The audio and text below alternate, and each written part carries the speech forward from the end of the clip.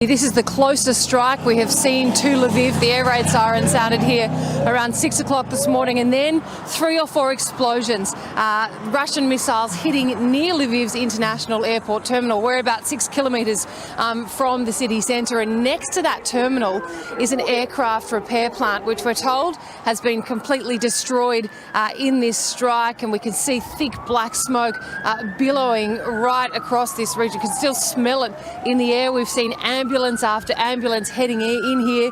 There are residential homes here.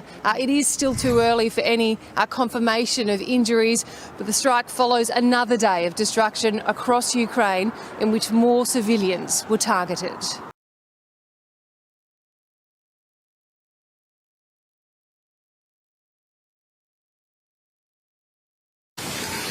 Actually, what is crazy, it's front of them, preschool, and you see the damaged preschool.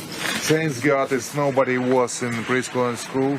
6 buildings is damaged, nobody can live in these buildings. We evacuate right now the people, but one more fact is the war against civilians.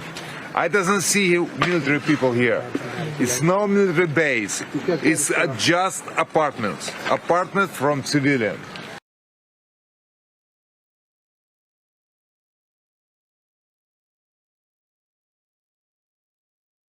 Today, a high-stakes conversation. President Biden will speak with Chinese President Xi Jinping amid growing concerns that China may be willing to help Russia's war effort in Ukraine.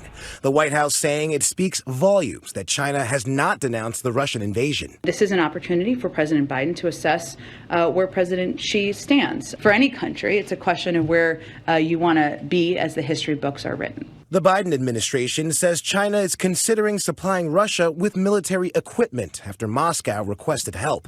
And now Bloomberg reports there are signs that China is seeking ways to soften the blow of sanctions imposed on Russia.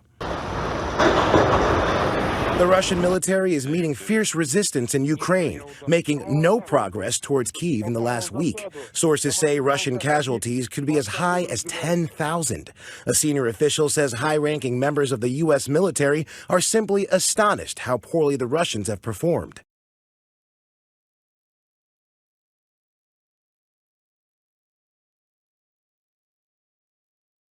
South African President Cyril Ramaphosa on Thursday blamed NATO for the war in Ukraine and said he would resist calls to condemn Russia.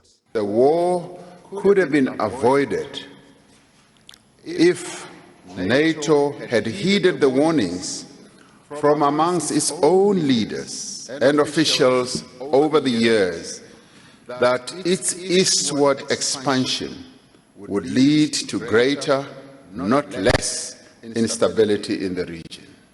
Ramaphosa did also say that South Africa cannot condone the use of force and violation of international law, an apparent reference to Russia's February 24th invasion of Ukraine.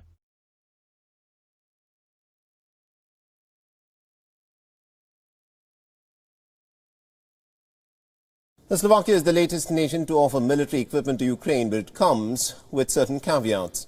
Slovakia has said that it is willing to provide its Russian-made S-300 anti-aircraft missile systems to Ukraine, but on the condition that it receives a substitute to avoid a NATO security gap. But this statement, of course, came after talks with the American Defense Secretary Lloyd Austin, who is visiting the country. Lloyd Austin, for his part, has declined to say whether the United States will be willing to fill the gap, saying simply that this is not just an US issue, but actually a NATO one. Slovakia has been upfront about the reasons behind its offer. It wants to get rid of the S-300 air defense systems since it was still dependent on Russia for servicing them.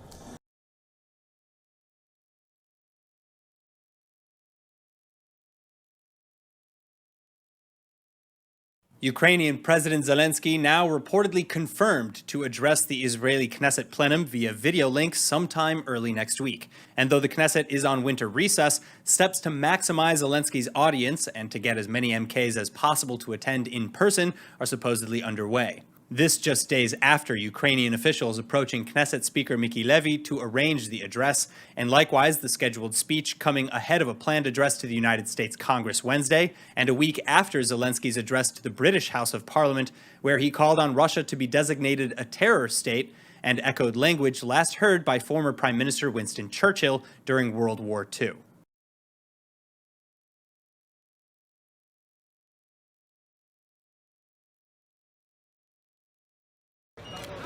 The former leader is accused of having helped the smuggling of 500 tons of cocaine, mainly from Colombia and Venezuela, through Honduras to the United States.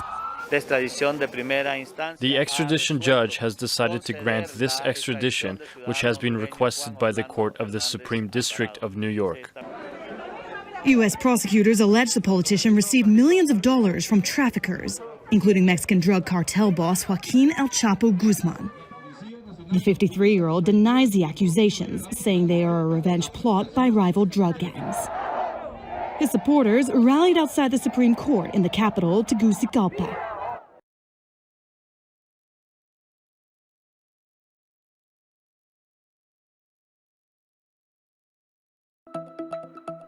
In a video that went viral, Maz Sayyed, a snake enthusiast from Sirsi, Karnataka, is seen handling 3 cobras in a horrific manner.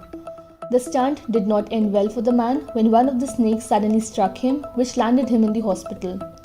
In the video, he was seen crouching in front of the snakes, pulling at their tails and moving his hands all about, all gestures which the experts say the cobras could have perceived as threatening and reacted aggressively.